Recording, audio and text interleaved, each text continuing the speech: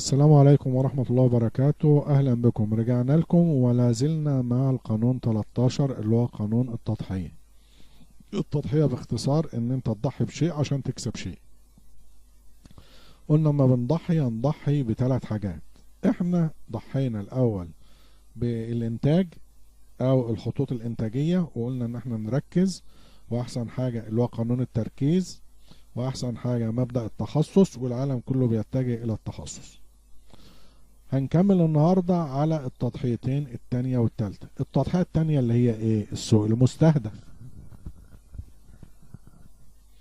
مفيش حد زي ما قلنا يقدر ان هو يسوق اي منتج او اي خدمة او اي فكرة او اي كونسبت او مفهوم، اللي هم الاربع حاجات اللي بتتسوق لسوق لسوق كامل. مش ممكن، مهما كانت قوتك مش هتقدر. طب انت بتعمل ايه؟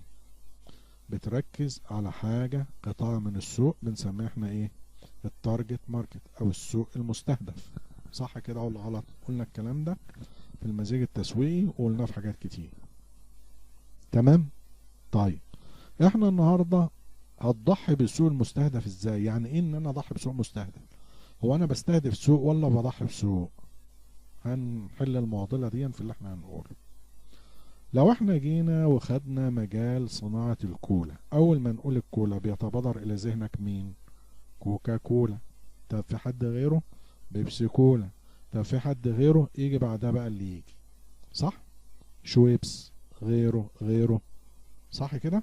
انما هنتكلم عن الكوكا كولا والبيبسي كولا. رسخت كلمة كوكا كولا في ذهن العميل المستهدف بكلمة كوكا كولا. صح؟ طيب المركز بتاع كوكا كولا بقى مركز قوي على مستوى العالم. في نهاية الخمسينات من القرن الماضي، مبيعات الكوكا كولا لمبيعات البيبسي كولا كانت بنسبة 5-1. في خمسينات القرن الماضي مبيعات كوكا كولا إلى مبيعات بيبسي كولا بنسبة 5-1. يعني البيبسي كولا بتمثل 20% من مبيعات الكوكا كولا. تمام كده؟ طيب بيبسي كولا كإدارة تسويق أو بيبسي كولا كتوب مانجمنت عايزة تنافس، واحنا قلنا اخطر حاجة ان انت تبقى قاعد في المركز التاني وفاكر ان انت مش سلطن وضامن. لا، ده اللي فوق بيضرب فيك واللي تحت بيحاول ياخد منك. طب تعمل ايه؟ لازم ان انت تكون عينك على المركز الاول وتحاول ان انت تقرف فيه. طيب بيبسي كولا تعمل ايه عشان تنافس الكوكا كولا؟ في بداية الستينيات اتمكنت بيبسي كولا من تطوير استراتيجية. الاستراتيجية دي اعتمدت على ايه؟ على التضحية اللي احنا بنقولها النهاردة. التضحية ضحت بخطوط انتاج، ولا ضحت بسوق مستهدف، ولا ضحت بالتطوير؟ قامت بيبسي كولا بالتضحية بكل شيء فيما عدا سوق الشباب. طب هي دخلت السوق ازاي؟ نرجع نقولها تاني زي ما قلناها في دروس سابقة. شركة بيبسي كولا دخلت صناعة الكولا ان هي قالت انا بديل لمين؟ للكوكا كولا. ازاي؟ ده انت كولا وانا كولا. طب نعمل ايه؟ قالت لك انا سوق الشباب، فركزت على السوق المستهدف بتاعها اللي هو سوق الشباب. شركة بيبسي كولا ضحت بكل شيء فيما عدا سوق الشباب. استطاعت العبقرية الفذة اللي كانت بتدير الشركة في الوقت ده ان هي تستغل السوق لصالحها. عملت ايه؟ عملت حملات اعلانات رهيبة، وجابت مايكل جاكسون، وجابت لينو ريتشي، وجابت دود جونسون يسووهم البيبسي كولا. من خلال جيل واحد يعني 10 سنين، تمكنت بيبسي كولا من سد الفجوة اللي هي كانت بنسبة 5-1، 5 كوكا كولا إلى 1 بيبسي كولا، وتضييق الفارق إلى نسبة 10% فقط. يعني كوكا كولا 100، بيبسي كولا 90. بعد ما كانت كوكا كولا 100 وبيبسي كولا 20، يبقى قفزت مبيعات البيبسي كولا من 20 إلى 90. شيء خطير، شيء معجز. مبيعات بيبسي كولا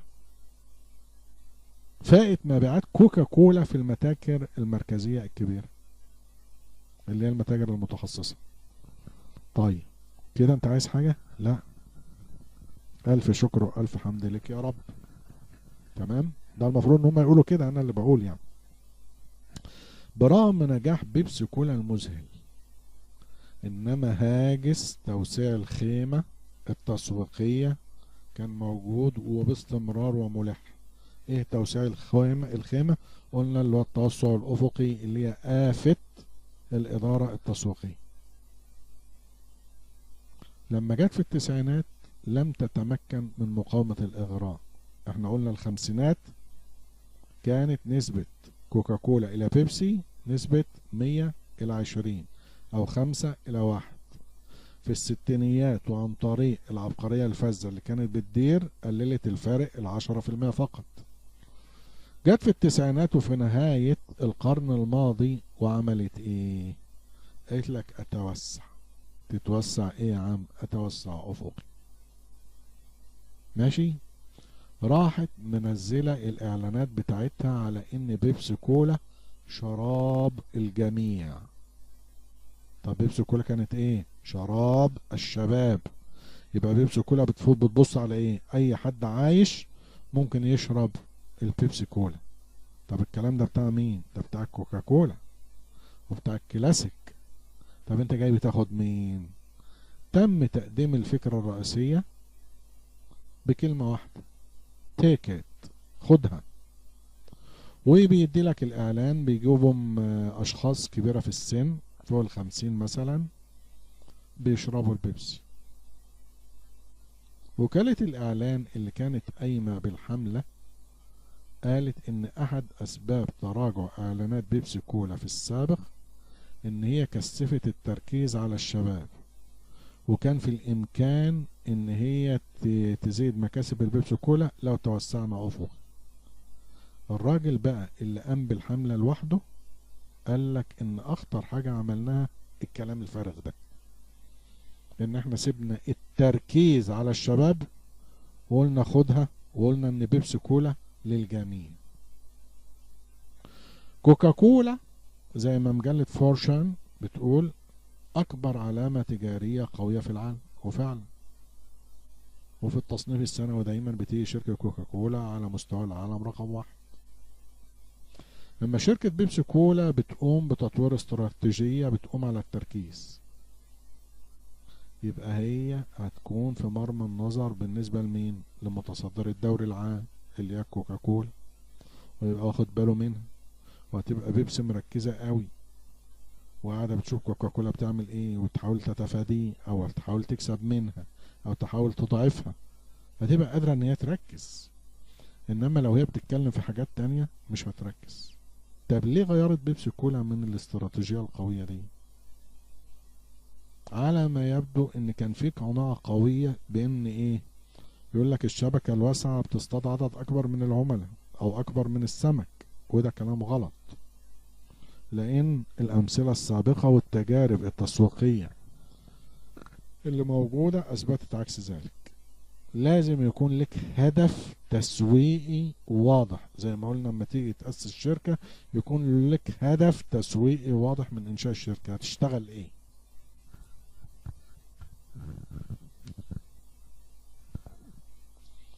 فرجعت اضطرت بيبسي كولا ان هي تركز على ايه؟ ترجع لقانون التركيز وتسيب الراجل اللي فوق ال50 ابو شعر ابيض وتقول لا يا عم انا بتاع الشباب. وازاي تيجي تبص في الايام الحالية؟ تعال شوف دايما في اللقاءات الرياضية الكبيرة زي كأس الأمم الأفريقية، كأس العالم، كأس الأمم الأوروبية، كأس أمريكا اللاتينية وهو كذلك، هتلاقي كوكاكولا والبيبسي كولا شحنين حملتين شداد جدا. وتيجي تبص تلاقي البيبسي صارفة بميزانية ضخمة جدا. ليه؟ لأن جايبة لعيبة العالم، ميسي على مش عارف مين على مين على مين، وتقول لك إن إحنا بتوع إيه؟ بتوع الشباب، بتوع البطل. فرجعت بيبسي كولا إلى عقلها وركزت على الشباب وضحت بمين؟ بالسوق المستهدف اللي هو كان بتقول للجميع. يبقى دي التضحية التانية اللي هي التضحية بايه؟ بالسوق المستهدف. باقي ان احنا نتكلم باختصار جدا عن التضحية التالتة، وهي التغيرات المطردة. التغيرات المطردة يعني التغيرات المستمرة، اللي هو يقول لك ايه طرديا، صح كده؟ طيب، هل احنا عندنا في القرآن بتقول ان الشركات يجب ان هي تتغير؟ طب في الانجيل، طب في التوراة، طب في اي حاجة؟ يعني ايه الكتاب اللي بيقول ان انا لازم اتغير طول ما انا موجود يعني، او طول ما انا عايش كل ما اجي اقدم الميزانية السنوية يبقى احنا نقول ان احنا هنغير وهنعمل وهنسوي؟ ده بالعكس، ده المفروض ان انت لو عندك باب رزق وبيجيب رزق كويس تدرس ايه الاسباب اللي موجودة دلوقتي، والخلطة او الميكس اللي موجود تحافظ عليه كويس، وتحاول ان انت تطور عن طريق ايه؟ ان انت تتلافى نقاط الضعف بتاعتك وتركز على نقاط القوة. يبقى هو ده التغيير او التطوير المستحب والمستحسن. انما التطوير من اجل التطوير يبقى كلام فارغ. بيبول اكسبريس. بيبول اكسبريس دي شركة طيران موجودة في الولايات المتحدة الامريكية، كانت شركة طيران محلية، بدأت بمستوى هايل روعة. الطيران بتاعها كان مبسط الى اقل درجة او الى اقصى درجة، بتطير الى اي مكان وبأي سعر. يعني هي عاملة الاستراتيجية بتاعتها على ان اي حد عايز يركب الطيارة هنركبه، مش هنزعله مننا. ده باختصار. فعاملة خطوط الطيران خطوط داخلية، واخد بالك، وشغال على كده.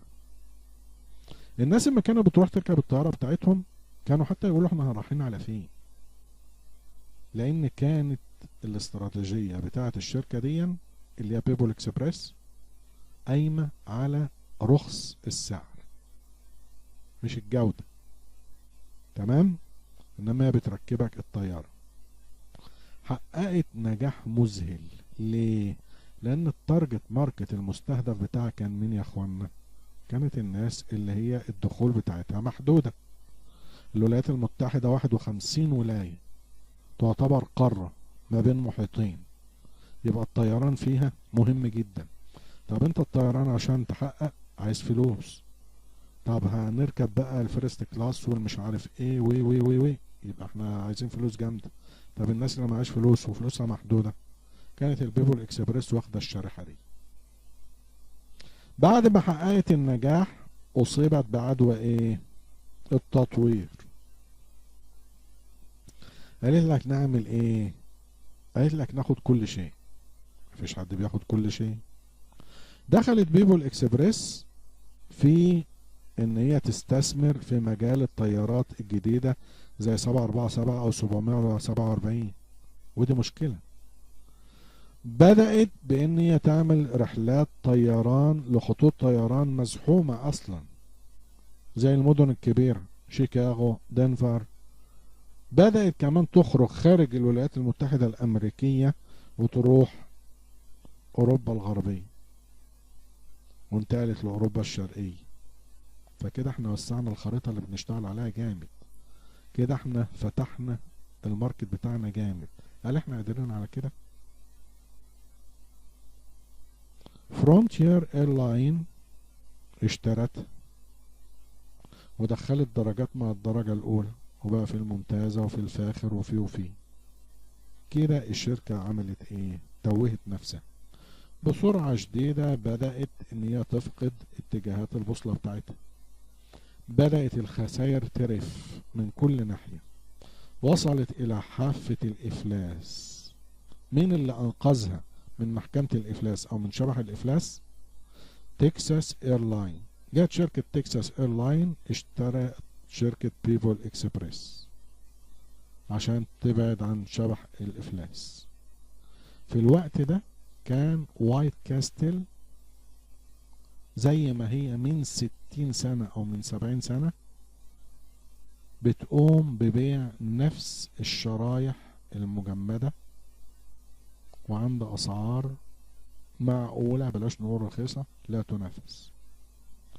لما تيجي تقارن بين وايت كاستل في السوق بتاعها بتاع الشرائح المجمدة اللي هي عليه بقالها 70 سنة، وتيجي تقارن بين بيفول اكسبريس اللي هي على وشك الإفلاس، هتيجي تبص تلاقي متوسط إيراد وايت كاستل كان كل يوم بيزيد بشكل طردي، لدرجة ان هو تفوق على شركة في حجم برجر كينج اللي هي بتنافس مين؟ ماكدونالدز. ليه؟ لانه ركز فقط على بيع الشرائح المجمدة، يعني حتى ما صنعش، ما دخلش البرجر كينج ولا ماكدونالدز ولا عمل مطاعم ولا، لا، هو بيبيع الشرائح المجمدة بأسعار معقولة في متناول المستهلك النهائي. النهاردة يبقى احنا كملنا القانون 13 اللي هو قانون التضحية، تضحي بشيء عشان تكسب شيء. عندك 3 حاجات بتضحي فيهم كمدير تسويق ناجح. التضحية الأولى اللي هو خطوط الإنتاج، تركز أحسن ما تتوسع في خطوط الإنتاج تكسب. التضحية التانية السوق المستهدف، مفيش حد بياخد السوق لوحده، تدور على التارجت ماركت وتنجح معاه وتشوف الناس دي عايزة ايه وتلبي رغباتها تبقى زي الفل. التضحية التالتة ان انت ما تقولش لا انا لازم كل سنة البس جديد واجيب في الصيف واجيب في الشتاء، بمعنى ان انت لازم تغير جلدك، لا، انت دور على الشيء اللي لايق معاك ومنجحك، وشوف الماركتنج ميكس بتاعتك وحاول ان انت تحافظ عليها كستابيليتي، وتحاول ان انت تغير في نطاق ايه، ان انت تبص على نقاط الضعف بتاعتك وتقويها، وتبص على نقاط القوة بتاعت المنافس وتضعفها.